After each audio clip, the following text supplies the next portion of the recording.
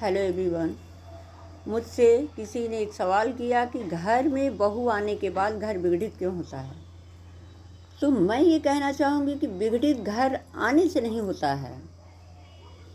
आप अपनी मर्जी अपने बीते हुए कल को आने वाली पीढ़ी पर, आने वाली बहुओं को जो ट्रांसफ़र करते हैं, एक सासू माँ या दादी सास जो उस घर में बड़ी होती हैं, वो अपने ज़माने में किए गए सारी बातों को अगली पीढ़ी में भी ट्रांसफ़र करती हैं और उसकी भावनाओं का, इच्छाओं का कद्र पर ध्यान न देकर उनका फोकस सिर्फ ये रहता है कि वो घर में आई है, सारे परिवार का सिर्फ ध्यान रखे। अरे कभी उसका भी तो ध्यान कोई रख लिया करे।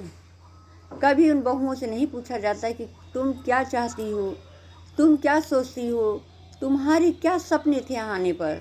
नहीं, वह अपनी बातों को दिन भर बस उनके ऊपर लागू होता है। एक बहू से पूरी उम्मीद लगाकर बैठती हैं और वही चीज़ अपनी बेटियों को ट्रांसफ़र नहीं करती हैं। बहू को अगर कहीं जाना हो, मायके जाना हो, 10 बार पूरे ख़ानदान से पूछें। उनके जाने में ही तमाम कठिनाई सामने आ जाती हैं। जाने वाले दिन से 4 दिन, 2 दिन का एक समय निश्चित किया जाता है, घर में कार्य कैसे होगा। और वहीं आप एक साधु सीधा बेटियों को चाहती हैं कि आकर मेरे साथ रहे। बेटियों को प्यार देना, मोहब्बत देना, सम्मान देना, ये बहुत अच्छी बात है, क्योंकि वह आत्मा होती है, जिगर होती हैं, दिल का टुकड़ा होती हैं। लेकिन वह भी कहीं की रानी बन गई है। उसे अपने घर संवारने का मौका दें और इस बहू को सारे आदर सम्मान के साथ उसे वहाँ पर स्थान दें। अगर कोई अपमान भी करता है तो उसके लिए एक ढाल बनकर खड़ी हूँ। उसकी भावनाओं को जीतें। शुरू में जब कोई आता है तो उसकी भावनाओं को, इच्छाओं को, उसकी तमन्नाओं पर अगर आप ध्यान दे देंगे तो जीवन पर्यंत आपके साथ रहेगा।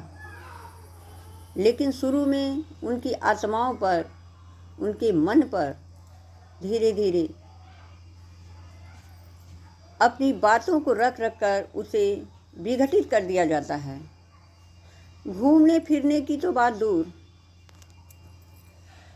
घर में रसोई की जिम्मेदारी एक बहू को दे दिया जाता है और वित्त मंत्रालय एक शादीशुदा बेटी को दे दिया जाता है। यह गलत है।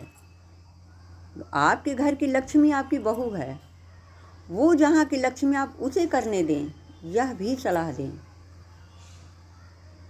आप एक घर को आबाद करिए, आप दूसरे घर को आबाद होने दीजिए।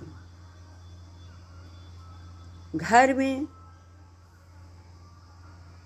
अगर आपके